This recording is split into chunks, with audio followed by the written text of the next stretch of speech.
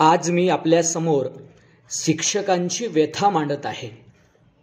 माझ्या वैयक्तिक निरीक्षणातून मला सांगावंसं वाटतंय की सध्या छडीचा वापर बंद झाला म्हणून सुधारलेल्या मुलांपेक्षा बिघडलेल्या मुलांचं प्रमाण जास्त आहे. शाळेत शिकविणारे सर जर रस्त्यात समोरून येताना दिसले तर रस्ता बदलून त्यांची नजर चुकवून जाण्या इतकी आदरयुक्त भीती विद्यार्थ्यांमध्ये एकेकाळी असायची. हल्ली शिक्षकांदेखतच विद्यार्थी टपऱ्यांवर गावातल्या कट्ट्यांवर धूम्रपान करताना दिसतात. पूर्वी शिक्षकाचं कार्यक्षेत्र विद्यार्थ्यांच्या घरापर्यंत होतं. तो कुठंही दिसला तरी त्याला शहाणपणाच्या 4 गोष्टी सांगायच्या. अक्षम्य चुकीबद्दल वेळप्रसंगी 2 धपाटे मारण्याचा अधिकारही शिक्षकानं राखून ठेवला होता. पण बाल शिक्षण अधिनियम 2009 अर्थात राईट टू एज्युकेशन या कायद्यानुसार विद्यार्थ्यांना शिक्षा करणं किंवा त्यांचा अपमान करणं यावर बंदी आल्यानं आज घडीला शिक्षक हा फक्त ज्ञान देण्यापुरताच शिल्लक राहिला. विद्यार्थ्यांचा सर्वांगीण विकास ही संकल्पना सपक झाली आहे. खाजगी क्लासेसमध्ये प्रवेशाची स्पर्धा असल्यानं तिथं शिकवणाऱ्या विद्यार्थ्यांना खूप खुशामतीनं सांभाळलं जात आहे. त्या तुलनेत महाविद्यालयांमध्ये मात्र शिस्तीचा बडगा असतोय. सुधारित कायद्यानं सध्याचा शिक्षक बिनदातांचा वाघ झालाय व समजून सांगण्याची डरकाळी फोडणे इतकंच त्याच्या हातात राहिलंय. आणि ही डरकाळी ही कशी, तर तीही मांजराच्या आवाजातली. थोडा जरी आवाज चढवून विद्यार्थ्यांना बोललं तरी काही पालक येऊन शिक्षकाचीच खरडपट्टी काढतायत. काही महाविद्यालयात भाईगिरी करणारे गुन्हेगारी पार्श्वभूमीचे विद्यार्थी शिक्षकांना बाहेर गाठून मारतायत. कुणी भर वर्गात शिक्षकांचा अपमान करतायत. कुणी मारहाणीच्या धमक्या देताय. परीक्षेत कॉफी करू दिली नाही म्हणून मनात तो राग धरून परीक्षेनंतर त्या संबंधित शिक्षकाच्या गाडीचं नुकसानही काही विद्यार्थी करतात. पालकांच्या विनंतीवरून जरी विद्यार्थ्यांवर लक्ष ठेवण्याचा प्रयत्न केला तरी उलट शिक्षकावरच राग धरला जातोय. शालेय प्रेमी युगिलांना समज देणाऱ्या शिक्षकालाच आता विलन ठरवलं जात आहे.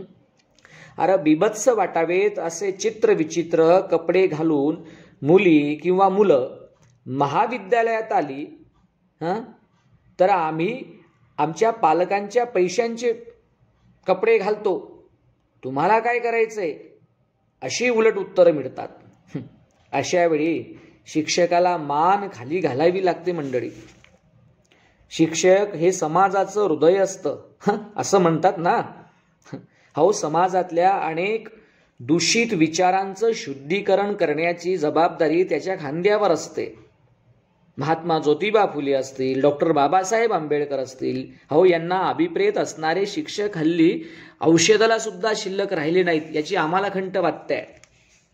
शिक्षकांकडून अपमान झाला तर किंवा शिक्षकांनी शिक्षा केली म्हणून जर विद्यार्थ्याला वाईट वाटत असेल तर आयुष्य नावाच्या शाळेत अशा कितीतरी अपमानांबद्दल किंवा चुकांबद्दल झालेल्या शिक्षा भोगण्याचं सामर्थ्य त्याच्या अंगी येईल का? अपमानाच्या पायथ्याशी जिद्द झोपलेली असते.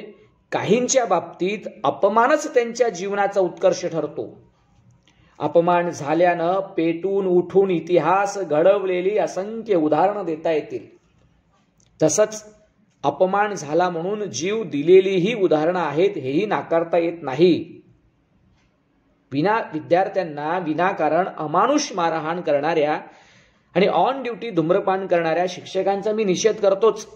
पण अहो, कायद्याचं चिलखत पांघरून विनाकारण शिक्षकांना बदनाम करण्याच्या, मारहाण करण्याच्या, अपमान करण्याच्या वृत्तीविरुद्ध दाद मागायची कुठं? मग भविष्यात आई वडिलांना उलट बोलणारी, अल्पवीन असताना प्रेम प्रकरण करणारी, वडीलधाऱ्यांचा अपमान करणारी, धूम्रपान करणारी पिढी तयार झाली तर जबाबदार धरणार कुणाला?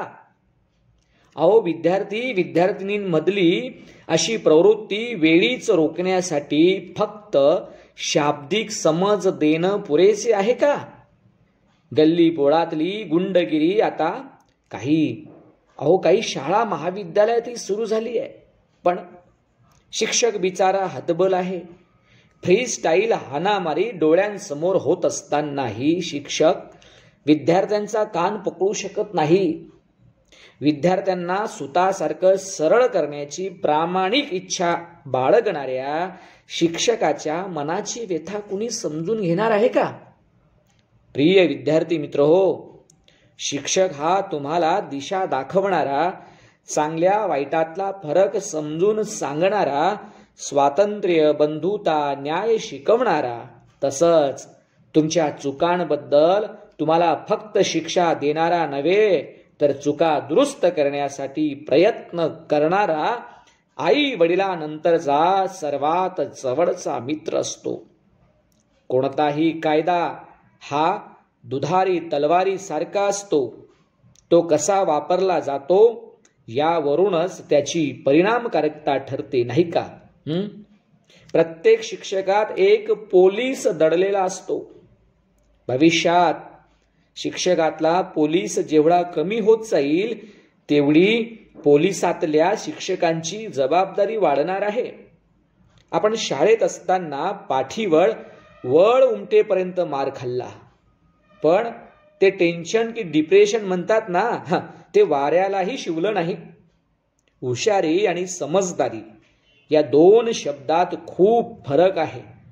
येणाऱ्या पिढीला फक्त हुशार करायचं की समजूतदार, सहनशील, बलवान, आज्ञाधारक करायचं हे फक्त आता पालकांच्या हातात आहे. कारण शिक्षकांचे हात तर सरकारनं केव्हाच बांधून टाकलंय.